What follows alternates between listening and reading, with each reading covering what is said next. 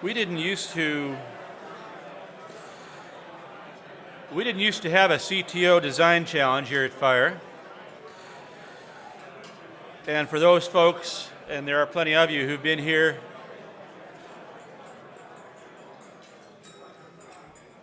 every year, you've watched us find our way with the help of some very smart friends, including David Brin and Larry Smarr and Ty Carlson and others. And this is the first time we've actually had a chance to have someone with us who is an expert in the problem set that they will be attacking tomorrow. This, as Larry pointed out to me, is a situation that actually flows naturally out of the speakers we've had here over the last few years. If you remember Craig Venter talking about finding new photosynthesis techniques in algae and in bacteria in the oceans, and working on building out man-made life forms that can create hydrogen and so forth. And we've kind of found our way, I think, over time from the initial conversation of is there actually a climate change issue? Is it human-caused? What can be done about it? We had Vinod Khosla with us, who's probably the world's foremost investor in clean energy, looking at the question of the mathematics of all this stuff. And we've come to the point where, as Larry pointed out to me in a phone call earlier this year, there's kind of an interesting question that remains. And all of us, probably in this room, are now, I hope, at the point where the issue is not are things changing, but rather we're probably at the point where we each have our own favorite answer for what to do. Some may say that it's nuclear, some may say that it's solar or it's wind or that it's some mixture of these things. And what gets lost often in that thought process is, does it scale? And the unfortunate truism right behind that is, because if it doesn't scale, who cares? So it's not hard to posit this as perhaps the most important question now facing the planet, even with all the other problems that we've got, is answering this question of scaling. We've had a very interesting dinner talk here, so we actually solved all these problems over dinner. But certainly it's not hard to see that we're in for tough times, and I think you'll hear that in great detail this evening. Larry is, and I am, and probably Nate is also, but we are what we call long-term optimists, but we're not stupid. I was at, there's a wonderful thing called Yes Magazine. I don't know if you folks have heard of it, but if you haven't heard of it, you ought to take a look at it. It's a great thing. And I was there with my daughter for a luncheon recently, and these are really nice people who put out a magazine about empowerment. What can you do yourself to make things better? And they asked me the dangerous question of whether I really thought that this could all be fixed.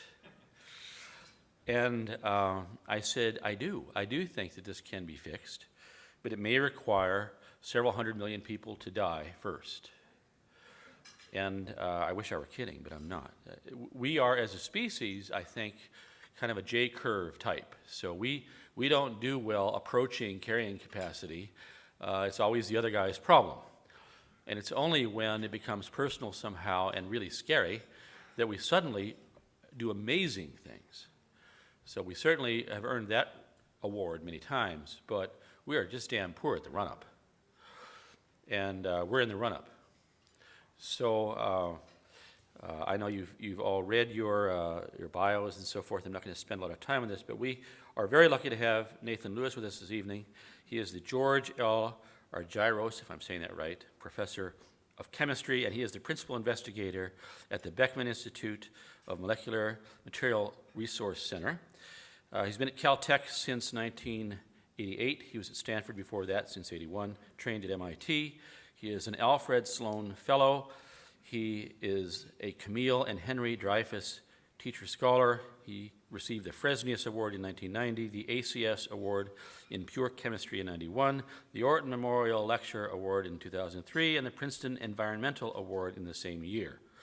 He has actually some side interests in research where he spent most of his life, including photochemistry, organic polymers as electrical conductors, and olfactory sensor arrays. But tonight, he's going to share with us his perhaps most current interest set and research set in how do you scale alternative energy.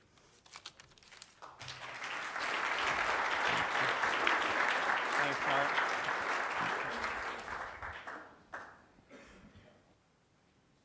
Thanks so much, Mark. Can you turn it on? Turn it on. On. Great. Thanks so much, Mark. It's really a pleasure to be here. You left out the award that I'm the most proud of, that a scientist hardly ever gets to talk about. So if you were to read the highly scientific journal at the newsstand, the Rolling Stone magazine, you would see that when they named their top 100 agents of change in America, that of course President Obama was numero uno. The Google boys were numero dos each. Steve Jobs, number 3. Bill Gates doesn't like that. I got an email from him. This time of year, LeBron James was number 52, and I reminded him that I was number 17. So we're going to challenge him to do science at the same time. He'll do chemistry, and I'll play him in basketball, and we'll see how this turns out. I'm going to tell you, let me give you a question. I want you all to think of a number, and I'm going to tell you what the right number is, because energy is all about scale. And as we heard, if it don't scale, it don't matter. And if you take away nothing else from this talk, you need to take away the scale of the problem, because otherwise it doesn't matter what we try to do about it. Let's assume that we save, as I'll tell you, as much energy down to twice what it takes everybody to eat as the world average. Sounds pretty hard. We'll assume we do that within our lifetimes. And then we want to make enough energy to supply that energy budget. And I'm going to let you build all the nuclear power plants you need to do that. And you have to, in your mind, tell me how many nuclear power plants would be needed to supply the world's energy needs if everybody saved so much energy that they only use twice what it takes to eat. You get to pick a number in your head. You get to remember that number. And then I'm going to tell you what the number really is later on when your jaws drop to define the scale of the challenge. Okay? Everybody got a number? All right. Doesn't matter if you're right. It just matters if you have a number. Pick a number. I'm going to have a little fun tonight. So if you want to see the more serious version of this talk, go to my website, which is just my initials.caltech.edu. You can find a streaming video. You can find a transcript. You can find PowerPoint slides. If people saw Bill Gates' talk at TED, I am pleased to say that I had some influence, not a lot maybe, on that and on many other people's thinking because of this presentation. As I promised, I'm going to tell you about the scale. In undisputed numbers, there is no question about these, pure arithmetic. I'm then going to change colored background slides and tell you, so that there's no confusion, about why there's a problem and what that problem really is. And then tell you what the laws of physics and chemistry, as opposed to the laws of politics, say the allowed solutions are. Because unlike the laws of physics and chemistry, only the laws of politics can be repealed. Here's a key slide.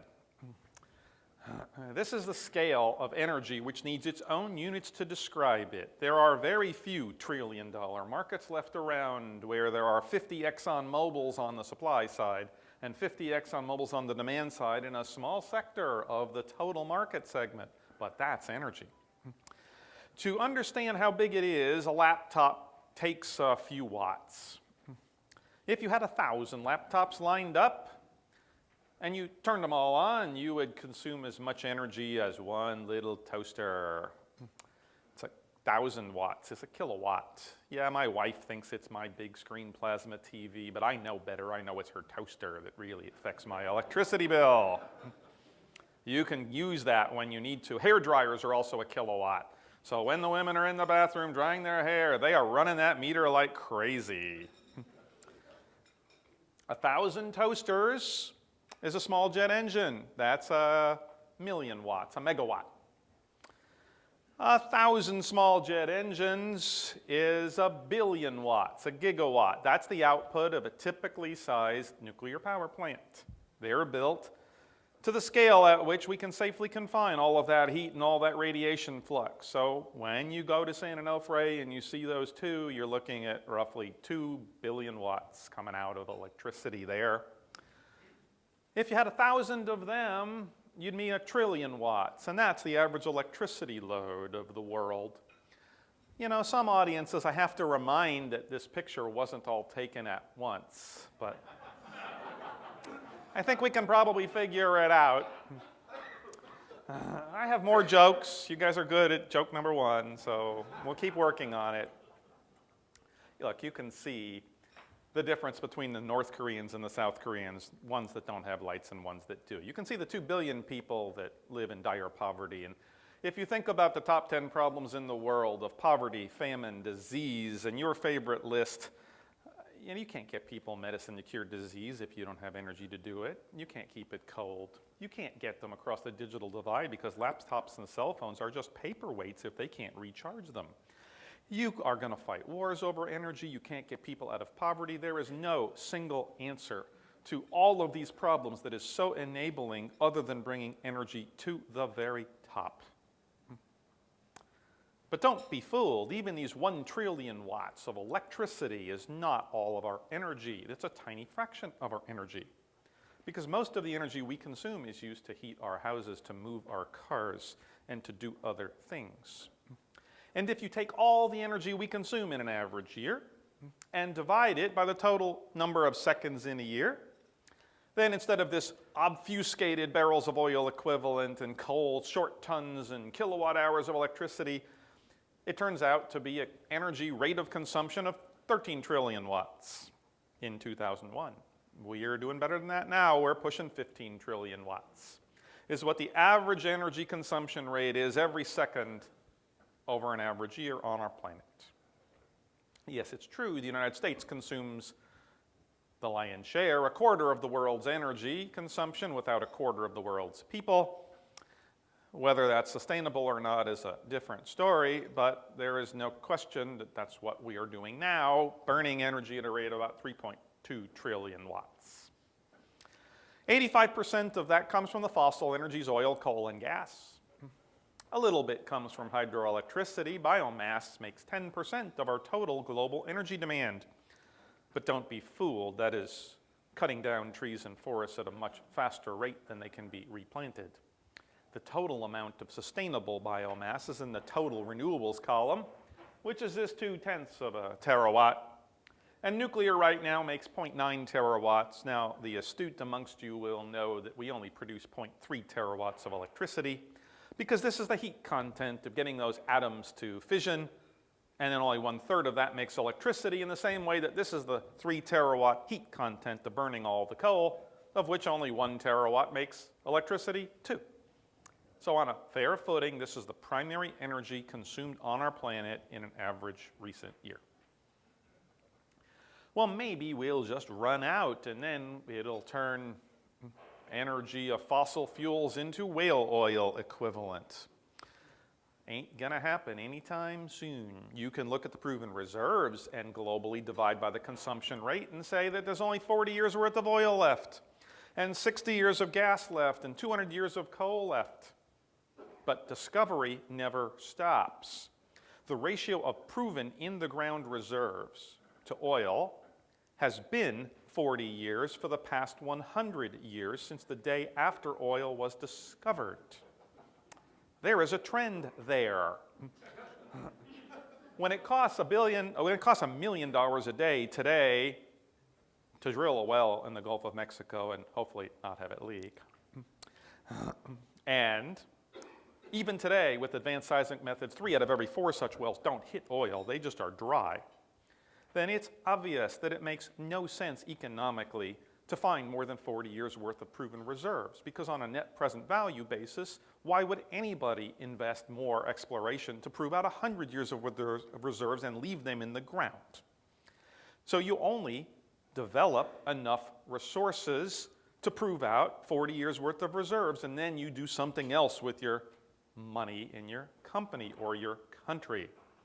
What matters more is the resource base, what the USGS estimates there is to be had by humans on our planet.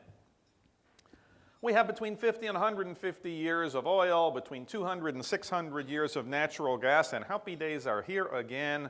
We're burning coal like it ain't going out of style, because it ain't. There's over 2,000 years worth of coal on our planet.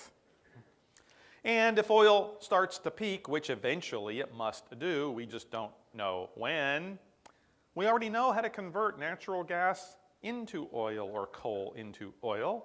Germany showed us how to do that in World War II when denied oil by the Allies. South Africa does it today when denied oil from apartheid boycotts.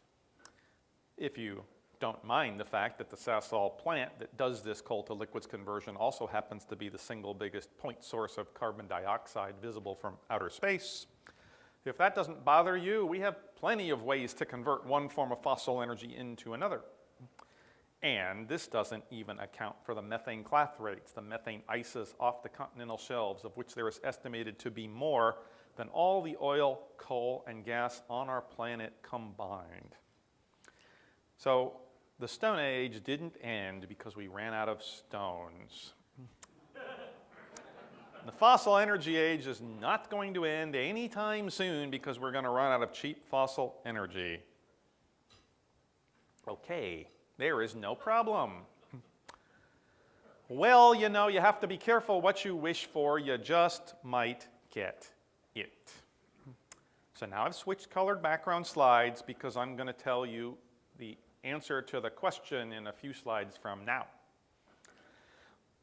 There's a paper that summarizes the 1992, almost 20 years ago, Intergovernmental Panel on Climate Change's report, but I am not going to tell you anything about climate change because this paper is all about energy. And it is summarizing in an important way what was in that in what is called the misnamed business as usual scenario, because you should not be deceived to thinking that this is anybody's business by anybody's usual. Here's what this scenario involves. First of all, if you want to think about energy demand on our planet, this is what the last century did, and they projected what the next half century at the time would bring.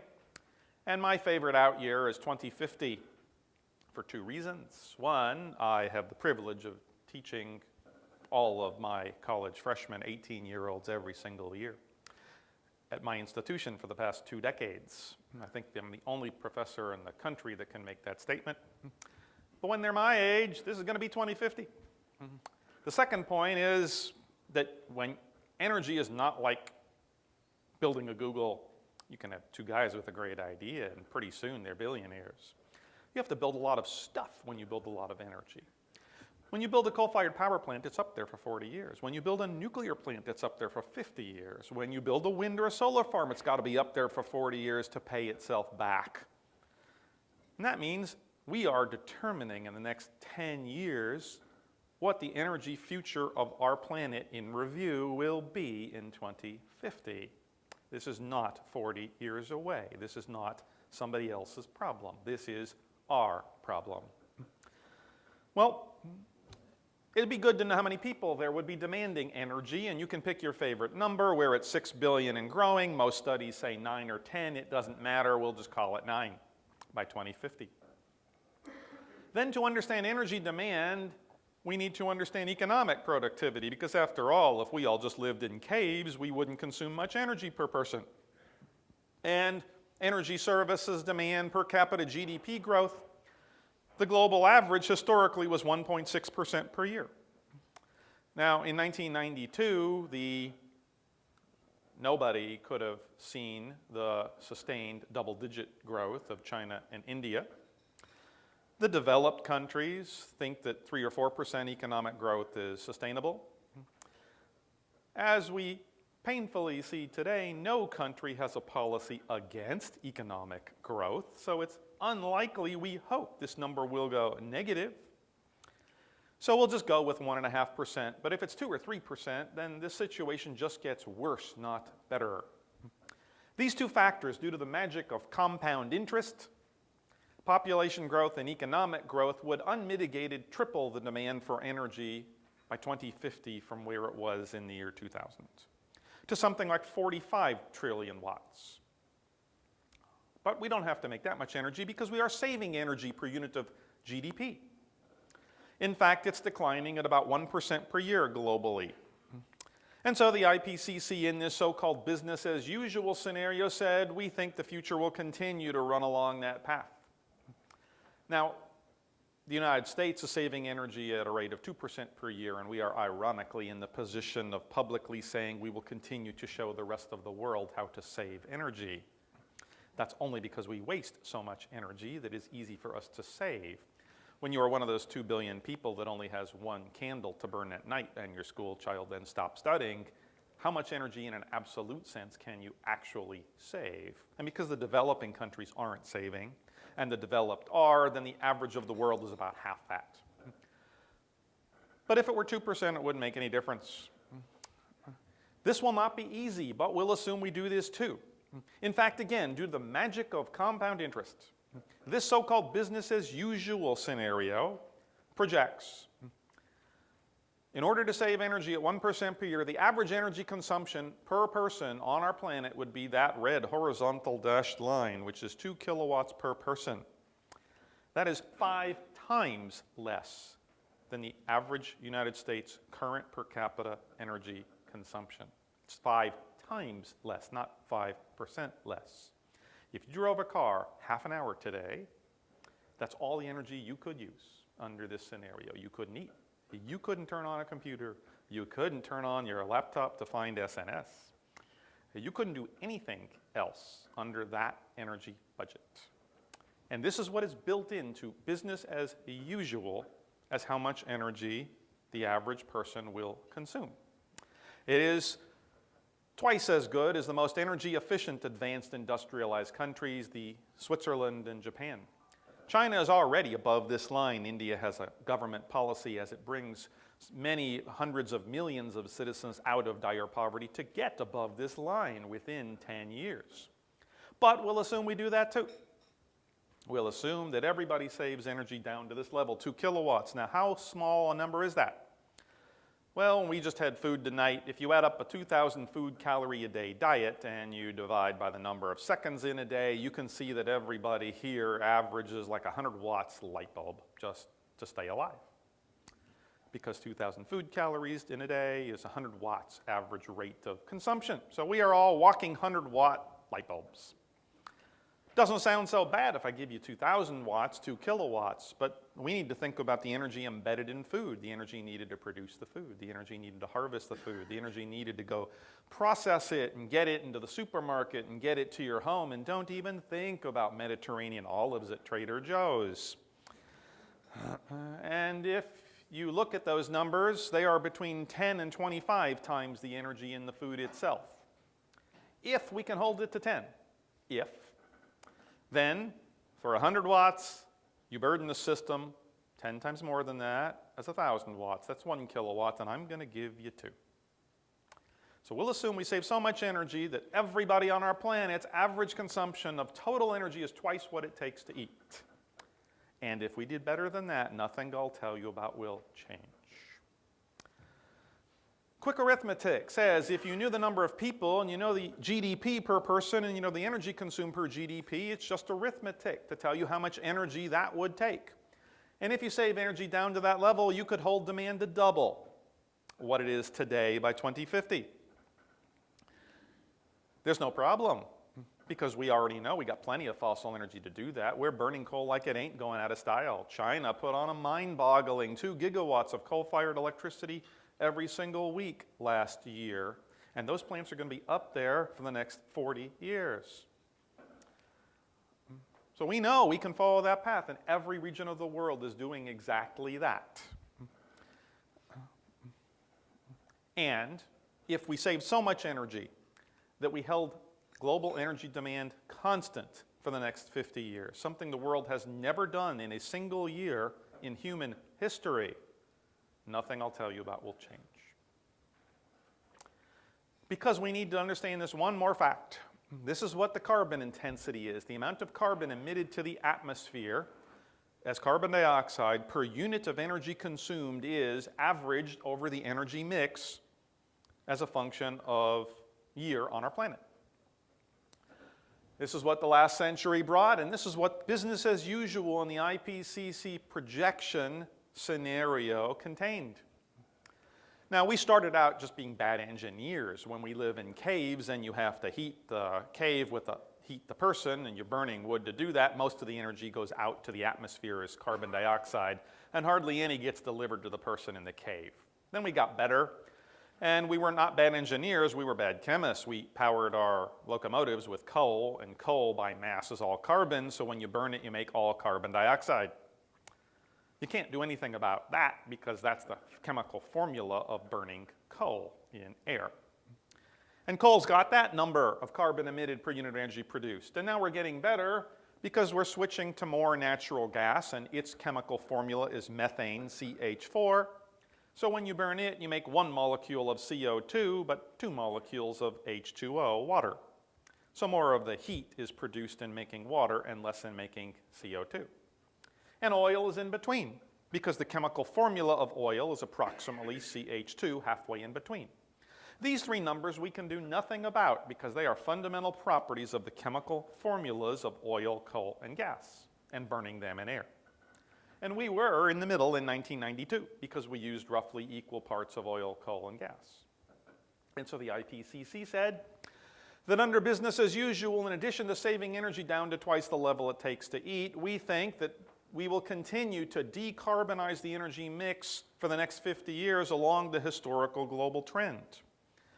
Well, the astute amongst you will immediately see that this brings the average carbon intensity lower than that of a pure natural gas economy within our lifetimes. The only way you can get the average lower than any of the individual values is if there is a zero somewhere in the arithmetic to weight the average. Furthermore, to the extent that we don't switch to a pure natural gas economy starting today, but that we have roughly equal parts of oil, coal, and gas, you need even more zero to get the weighted average down to this value. But we'll assume we do that too. So in addition to saving energy down to twice the level it takes to eat, we'll assume we decarbonize starting today down to a better than natural gas economy within our lifetimes. Well, if you know the amount of energy consumed in each year, and you know the amount of carbon emitted per unit of energy consumed in each year, then it is completely pure arithmetic to multiply those two functions together in an Excel spreadsheet and to get how much carbon dioxide will absolutely go into our atmosphere as a result of that set of activities. The significance of that is it brings us onto this top curve. And even that scenario that I showed you is not close to what it would take to stabilize the concentration of CO2 in our air at levels given by these numbers in parts per million. If you wanted to hold it at 350 parts per million and the pre-anthropogenic level was 280, you would have to follow this bottom curve. That is, you couldn't emit a molecule of CO2 again on our planet ever within our lifetimes. When people held up those signs that said 350 in that protest globally, that's what they were envisioning happening, whether they knew it or not. Because according to the laws of physics, there is no other way to get that stabilization except to meet that curve. If you wanted to hold the level to 550 parts per million, double what any human would have otherwise experienced, you still have to do better than that scenario that I just showed you. Now, we don't know what level of CO2 is or is not safe, except in a computer model. There are lots of different computer models. There are at least half a dozen. They disagree with each other. Therefore, we know at least 5 of them must be wrong. Just don't know which ones that is. Furthermore, all the models are averages of many paths, because we don't know all the temperatures of the Earth 100 years ago at a snapshot in time, and we don't know its cloud cover, and we don't know its ocean conditions, so you average over many starting conditions and get an average path. But the Earth isn't on an average path. It's on one path, and nobody knows which one that is. This is absolutely not about sound science. This is absolutely all about risk management. Because we know that no human has ever experienced levels of CO2 like the ones that we are flipping the switch on now at a rate that no geological system has ever produced previously. We know that for 670,000 straight years worth of data that CO2 levels have been between 200 and 300 parts per million, but never higher. We know that changes of 100 parts per million have been highly correlated with, but are not necessarily proven to be the causes of temperature changes that have 1, 2, 3, 4, 5, 6, 7 out of 7 times sent us into and out of ice ages. We don't know for sure that we could bet against a trend of 670,000 straight years of data. But if you had an indicator like that in the market, it would be pretty hard not to listen to your broker. We know that we will drive under that scenario levels up to off of this graph within the next 40 years. Yeah, we know that ice is melting. We also know we can't really predict it well because we don't understand how ice melts when it gets lubricated. In fact, here are the models, and then that black solid line is the data observed after the models. It's melting more rapidly than the most rapid model was predicting. There is a lot of news on climate prediction models being wrong. The problem is the news is generally all bad. They're all wrong, underestimating things. No matter what you think about adding CO2 to the air and warming things or not, and remember, I never told you what would happen. But I do know, as a chemist, and as anybody that's ever drank soda water knows, when you add CO2 to water, you make it acidic. The pH of the oceans is already lower than it has been in the last 4 million years and probably in the last 20 million years. 20% of the coral on our planet is already bleached. Most, but not all, climate models predict that between half and all of it will be bleached within our lifetimes. Most climate models predict with 95% certainty that my compatriot table mate here in Australia will have all of the Great Barrier Reef looking like that in 40 years. I've told my 18-year-old kid by giving him a DVD of an old movie that he has to hang on to because probably the only place his kids will see colored coral is in Finding Nemo. But these are linear effects. They're not the ones that scientists are worried about. We're worried about the known unknowns, to quote Donald Rumsfeld. All those trajectories are just accounting for what humans would add to CO2, but we know there are feedback effects like this one, the permafrost melting. We know from isotopic dating that it is melting now in areas that haven't melted in 40,000 years. We know that as it melts, it stops reflecting sunlight and starts absorbing it, which warms more because it absorbs more and releases more trapped methane and CO2 and accelerates this runaway train positive feedback effect. We know there's enough CO2 and methane in the permafrost that if it continues to melt, CO2 levels wouldn't go up by a factor of 2, they could go up by a factor of 10. We know this happened once before, 230 million years ago in the Permian era. We know from the fossil record that there was an isotopically light, rapid release of CO2. We know it spiked in concentration in the air. We know that temperatures went up by 6 degrees centigrade. We know that 80% of the species on Earth could not adapt and went extinct. We absolutely do not know that this would happen again.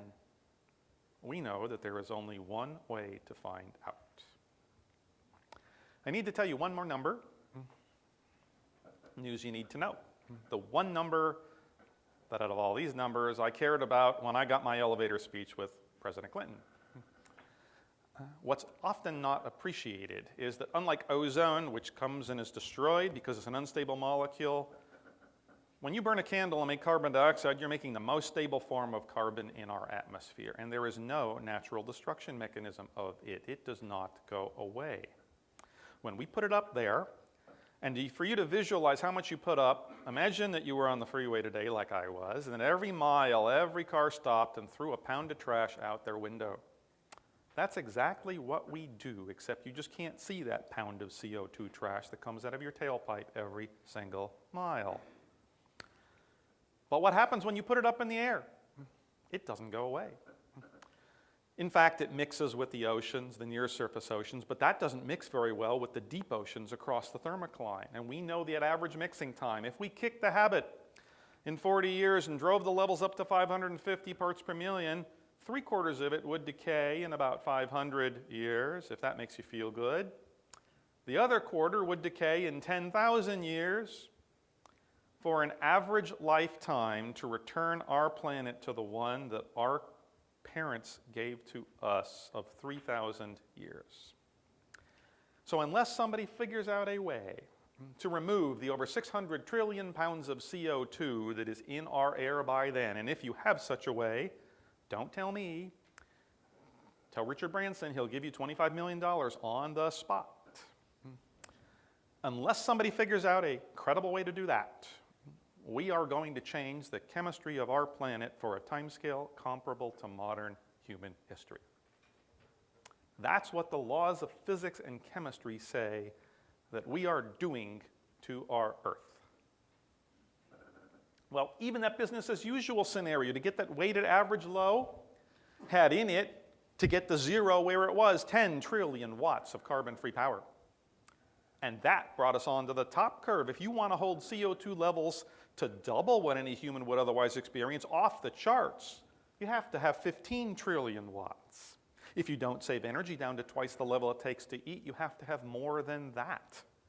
By any measure, you have to make as much carbon-free power within our lifetimes as all the oil, coal, gas on our planet combined to get to scale, or you don't count.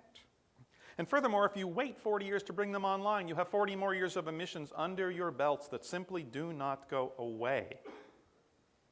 You have to start today, or you can't get from here to there. Well, this is why wait and see is wait and do. And now I've told you the scale of the energy solution. It's pretty simple. If energy demand is going to double, and you save as much energy equivalent to all the energy we use today, you still have to make as much energy as all the energy we use today to get the arithmetic to work out to near zero. So that's the number. Okay, now we're going to, after set the scale, I challenged you all to mentally think of a number. The only proven technology that we have, back to the present, that can scale to these levels is nuclear power. I am not personally against or for nuclear power, but scale matters. I already told you that a nuclear power plant built to scale produces 1 billion watts. I already told you that at minimum under this scenario we need 10 trillion watts. How many people were close to the fact that we needed 10,000 nuclear power plants to be serious? How many people got that right without having heard my talk before? Pretty good. Actually, you need one every single day for the next 40 straight years. We didn't build one today. We're not going to build one tomorrow. You know how many we can forge reactor domes in the world? Only one place can make them right now, Japan Steelworks. They can make 5 in a year. That's all they can do. We have to build one every single day. Oh, it turns out there's some minor little factors. There's not enough uranium to get you more than 10 years worth of fuel on all land in that process if you're burning it at this rate. You could get it from seawater if you wanted to build 3,000 Niagara Falls equivalents running in all the oceans all the time. Oh yeah, at $5 a watt, capital expenditure, like the recent Florida Power and Light came in, it would only be $50 trillion, which used to sound like a lot of money till we started to print it. To calibrate you, GWP was 65 trillion, so it's kind of a world economy of expenditure to do this. So maybe you only build one a week, starting today, this week, next week, year after that, week after that, for 40 years. And besides, you got to build one a week forever, because they only last 40 or 50 years. And so by the time you are done, you got to start to recommission them and keep building them. So I view once-through nuclear power as an important stepping stone, because if you don't think about doing it as a stepping stone to more complete burns and closed fuel cycles that are proliferation resistant, it is very, very hard to see your way clear from here to there. At the same time, it is not, I think, compelling at all that we are going to build a nuclear power plant every day or even every week. And if we only built one every week, starting next week, we would leave 90% of the supply problem on the table. So the next option is to bury all the CO2 from coal-fired power plants and put it under the ground or into the ocean somewhere. Well, then it adds more pH to the ocean change, and we've already got enough of that. You could put it in the oil fields. That's where the oil companies want to put it, but that's only because when they put it down, more oil comes up, and there's only 30 years worth of capacity there globally anyway. The only place there's enough is to put it in the underground aquifers and the underground brine. Well, there's good news. When you add CO2 to underground water, you make Perrier. You know, a gallon of Perrier costs more than a gallon of gasoline. If we export it, we fix our balance of trade problems. Bad news is it's got to last under there for a very long time. I already told you that CO2 lasts in the air for on the order of 3,000 years. That means when you put this stuff down there as a company, you get to walk away from your liability a few thousand years from now. Because if 0.1% of it leaks globally averaged on 1,000 years, what's come back up is what you tried to put down. If 1% of it leaks in 100 years, what comes up is what you tried to put down. So we have to know this stuff won't leak at 0.1% a year for 1,000 years with 10 years worth of data. And every site is different from every other site. So even if it worked at one site, there is no guarantee about the cracks and fissures and writing that environmental impact report on the other hundreds of sites that we would need to get the public to buy into. And I can tell you that companies are on the position that none of them want the liability for a site beyond 10 years. That's understandable. They don't want to carry it on their books. I think it's going to be an interesting sell how we would permit such a plant when the company publicly says it wants to walk away from any liability after 10 years of a site that has to be commissioned for hundreds or thousands. But we should absolutely try to do this, because it's a second big card that if we don't play, it's equally hard to think about how you get from here to there. Well, if you don't play those two cards in some enormous combination, you've got to get it from renewables. And there are 6 major renewables, and I'm just going to skim 5 of them. Hydroelectricity I'm going to skim because there just ain't enough water on our planet flowing around. If you add it all up, it's only worth 4.5 terawatts, but you can't technically dam up the Okefenokee Swamp, so where you can do it, there's only 1.5 terawatts. And you could technically dam up the Hudson River, but the Yankees would have to find another place to play. And we don't want that to happen. I think Trump's Towers might be in trouble. Where you can economically do its 0.9, we've already built out 0.6 because hydroelectricity is pretty cheap, so we've done it. Forget about it. We know the temperature of the heat of the core of the Earth. We know the temperature of the surface of the Earth. We know the diameter of the Earth. Therefore, you can look up in any geophysics textbook what the heat flux is to the surface of the Earth that nature gives us. It's 57 milliwatts per square meter. Well, let's assume you have 100% efficient heat engines. There's no such thing, but that won't bother us. and will cover all land on Earth with them, you would make 11 terawatts. The heat of the Earth isn't close to satisfying humans' thirst for energy. Wind creates a lot of hot air everywhere. In TV ads by Texas oil gas people, other places. Credible studies show that if you took all the high wind speed areas on all the land on Earth, you might get a few terawatts. Now, wind is the fastest growing renewable. We should absolutely do it where it makes sense. It's a good thing to utilize. But don't look for it to get you more than 10% of this issue. If you do it everywhere, you could think about doing it. This, by the way, is on the order of 2 million state-of-the-art wind turbines starting today installed is what it takes to get from here to there, because they're a megawatt roughly. Here's on a log scale a 20 terawatt line. This is all the energy and all the ocean currents and all the tides and all the waves on our planet combined. It isn't even close. If you plant half of the land on Earth where you could grow plants and take the other half needed to feed those 9 billion people, and you took it all and you had no energy into the farm and 100% of the energy coming out, no such thing, but assume you did that. If you did it everywhere you could do it with the fastest known growing plant, you might get 7 terawatts. But it ain't that easy, because the amount of carbon buried in the soil is up to twice as much as all the carbon in all that same atmospheric column in the entire atmosphere above it. When you till the soil and convert food into fuel, you release all that carbon, the very thing you wanted to try to not make in the first place.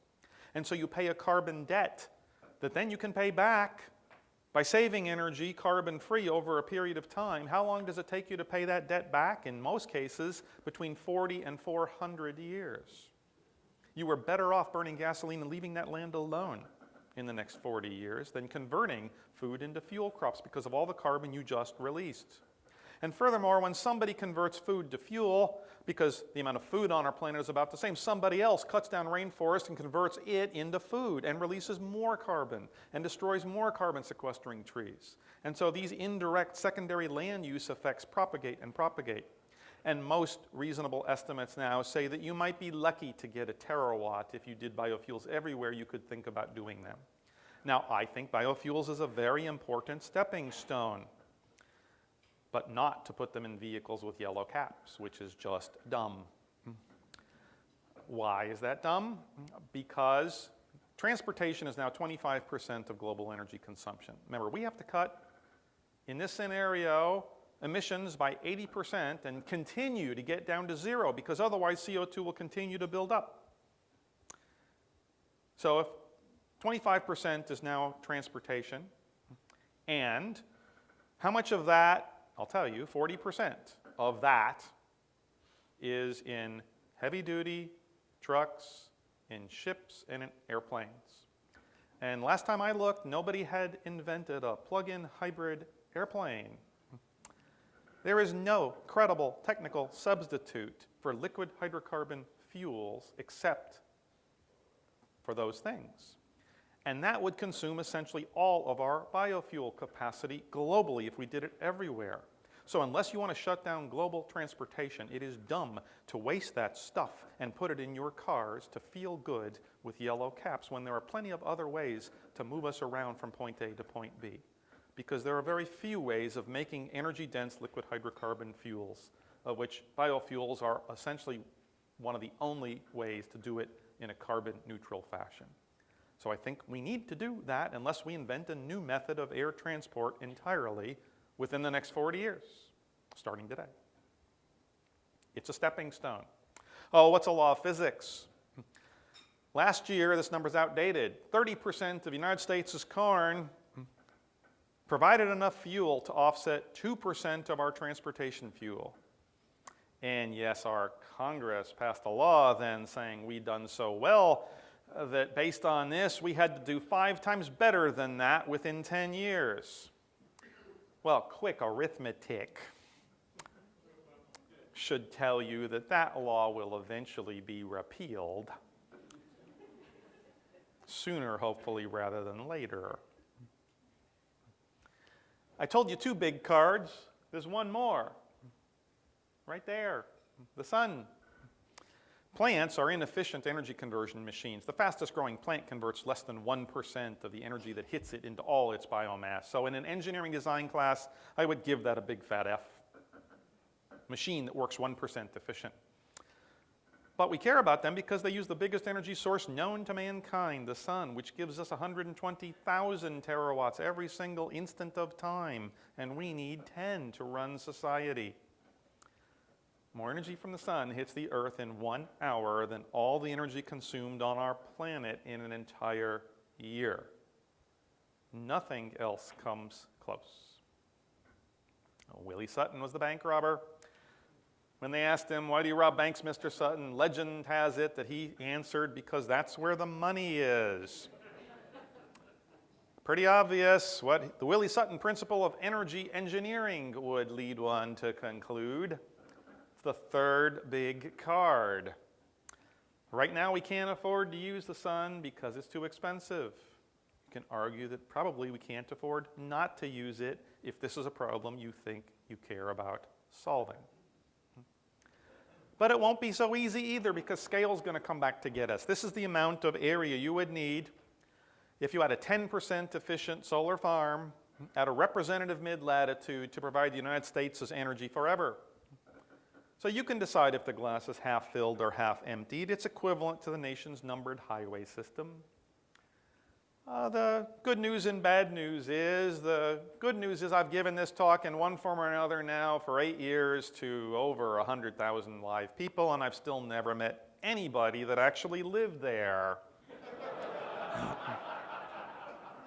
There are no votes there. Google Earth shows nothing there. This little corner county in Kansas would make so much money from all the energy they made, they could be their own member of OPEC. The bad news is it's still not a small project. To be fair, if it were a nuclear power plant today, then if you do this instead, you have to do 1 million solar roof installs every single day for the next 40 straight years. That's the arithmetic of the scale of energy. Oh, here's 6 3-terawatt boxes. You know, we can still give them something to fight about if they lose oil. It's a small fraction of the Earth, so that part's okay. Just it's still a big project, like everything in energy. You cannot get there from here, I assert, by known existing solar cell rooftop module technologies.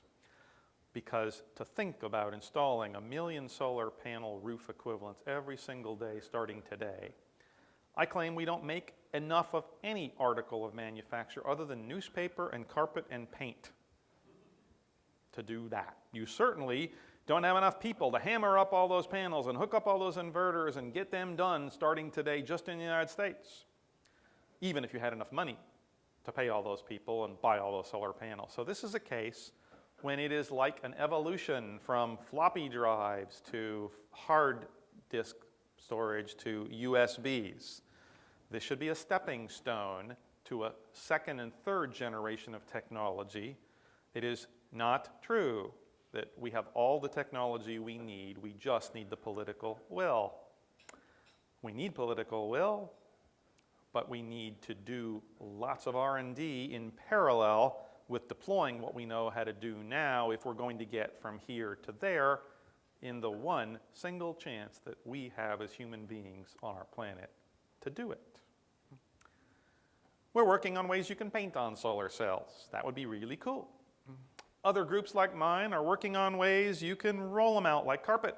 That would be really neat too. We actually have such an article of manufacture, but it's a small little test cell about 1 centimeter and squared in diameter. It would be much better if we had them square meters in diameter. We don't yet, but maybe someday soon coming to a Home Depot near you would be solar paint that you could go out and paint on your roof. And I think it's form factors like this that are needed to really think about getting to scale of the problem. I think we can do that if we want. But we also need to be cognizant of one other little fact. The sun has this nasty little habit, goes out locally every single night, and people don't. We wouldn't really care about biofuels, except they store the sun's energy, so we can go get energy when we need it and put it where we want it. There is no good, proven way to cost-effectively store massive quantities of electricity.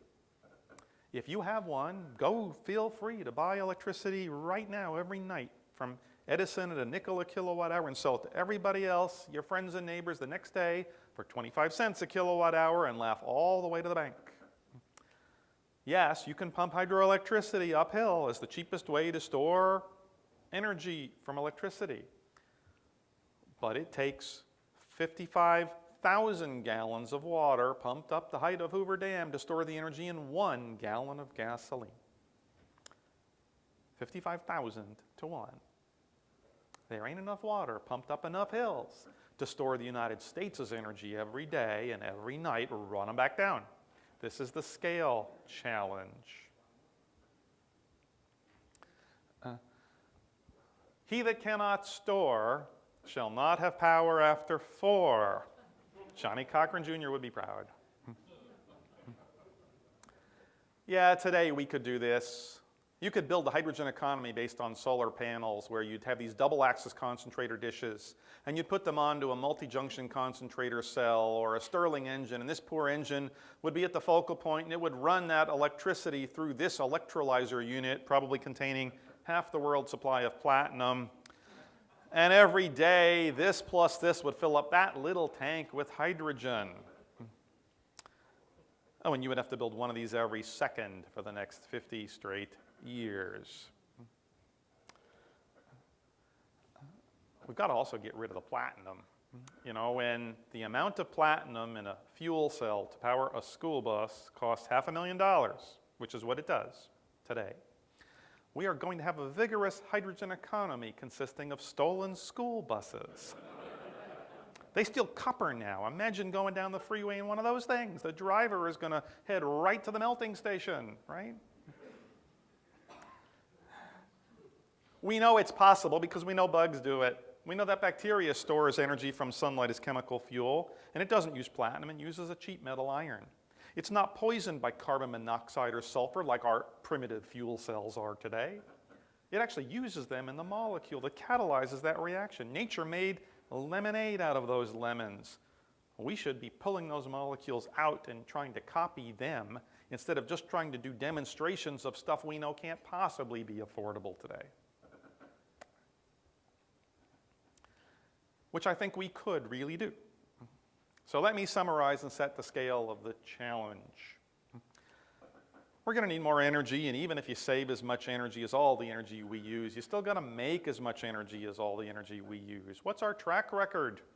We talked all about Kyoto, and CO2 emissions in the 1990 decade grew at 1.1% per year. And then we tightened our belt and showed the world what we could do, and you know what we did? We tripled it. And now they're growing at 3.1% per year.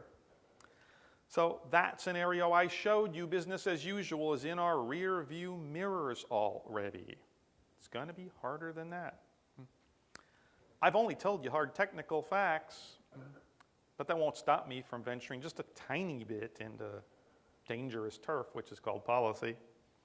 No serious program wouldn't start with energy efficiency, because the cheapest, cleanest power plant is the one you never had to build. And because it's inefficient to use energy, it's cheaper to save a joule than it is to make a joule, and every joule you save up front saves having to make 3 joules somewhere else. But don't be fooled. Even if you save energy down to twice the level it takes to eat, no amount of saving energy ever put food on somebody's table. No amount of saving energy ever turned on a plasma TV or a laptop. We still have to make enormous amounts of clean energy. And there are really only 3 big cards that can scale. There's coal, if we can find a way to technically, credibly put all that CO2 somewhere it won't come back to bite us.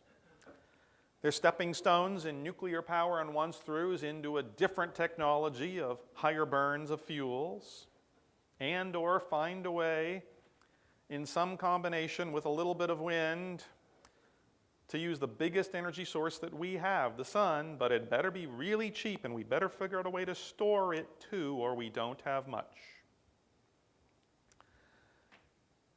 There are good things about this. Each one of these I told you about is a market equivalent to something like 30 ExxonMobils. I mean, they only have 5% of the world's oil, which is only 25% of the world's energy. And that's just on the supply side. There's an equal number of ExxonMobils on the demand side.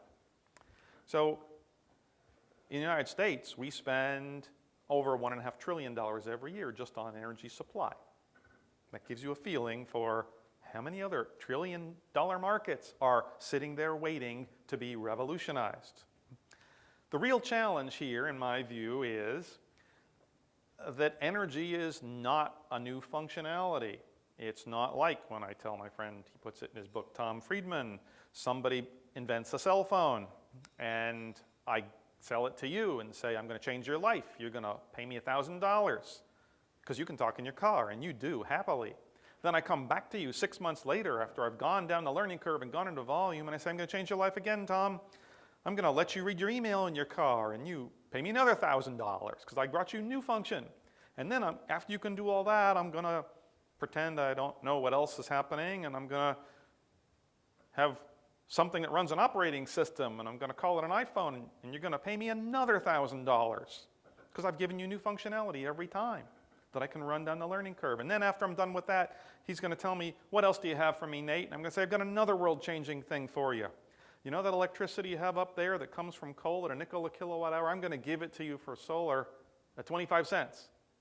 And he's going to say, well, I already have that electricity. It's the same thing I already had. Why am I going to pay you any more? And the challenge is that you can't get new functionality. You can only have a substitution of what already is an incumbent product in the marketplace at scale. And so the real challenge here is how do you break through to the needed scale to lower the costs, to get you volume in a disruptive technology when you're not providing people with any transparent new functionality. That's very difficult, and I think that is the crux of what I would like to make the CTO challenge, is it's easy to invent things that might be commercial. It's easy to invent things that might at scale be cheap. It's not so easy to invent things that could be commercial, cheap, and scale from day 1 or day 10. And there isn't enough money in all the governments of the world to run subsidies on energy for very long. So we can't count on that to get from here to there. There are two diametrically opposed views on this. One is that this will cost money. Well, of course it'll cost money. You know, you can't switch from a 100-year-old existing mature technology to a new technology and not just have the switching costs be formidable. So if you decide that this is something you can't afford to do, then you've already answered the question. On the other hand, the flip side is maybe this is something at which we simply can't afford to fail, because we get to do the experiment or not just once. You know, when you come to a fork in the road, you just have to take it. We will never know if we spend the money, whether we dodged a bullet or wasted it. If we don't do it, we will never know how much or little it would have cost to avoid it. I think that the best way out of this is not to legislate things on a global scale, but to make clean energy the cheapest energy, so the best way we know how to get people to use it, they save money in the process, will take over without us having any laws other than the laws of economics and human behavior to make that happen. And so innovation, to get to scale, to get to this low-carbon economy within our lifetimes, is what the secret is here. Now, yes, it turns out that as a percentage of revenue, the electric utility industry spends less on R&D than does the dog food industry. So right now, we are literally going to the dogs with our high technology. That clearly has to change, and fast. I think we could do this. I think we have tremendous resources intellectually. We have tremendous resources technically. We have to solve the CTO challenge of how do you invent something that can be brought to scale in a rapid way that doesn't lose money all along the learning curve so you can get from here to there within a turnover time that's much faster than a historical generation time, which is 30 years in the energy industry and 18 months in IT. Because we don't have 30 years to wait to introduce this new generation. And so that's the framework of the challenge that is not easy, but I'm sure is possible. And I'm sure also that there are a bunch of answers. I personally think that we should not pick 3 or 4 things and say those are the ones to do. Because that's what you do if it's nice to succeed. But if you think you can't possibly fail, you have to develop 100 ideas, knowing that 99 are not going to work because you want, with high certainty, the one that will. And so we have to take risks. We have to deploy things at scale. We have to spend some money in a risk-averse industry to actually change it in a significant way. The electric utility industry is more risk-averse than home mortgages, right? And that can't stay that way if we're going to actually change it. So we have a whole slew of policy interactions with technology, but I personally, being a technologist, although I understand that there is a human dimension and there is a political dimension, and this is not an easy problem, believe that if we align technology, policy, and capital, that we can get from here to there, and in fact, it's the only choice we have. So with that, Mark's going to let us discuss things, and I'm happy to answer lots of questions. Went too long, huh?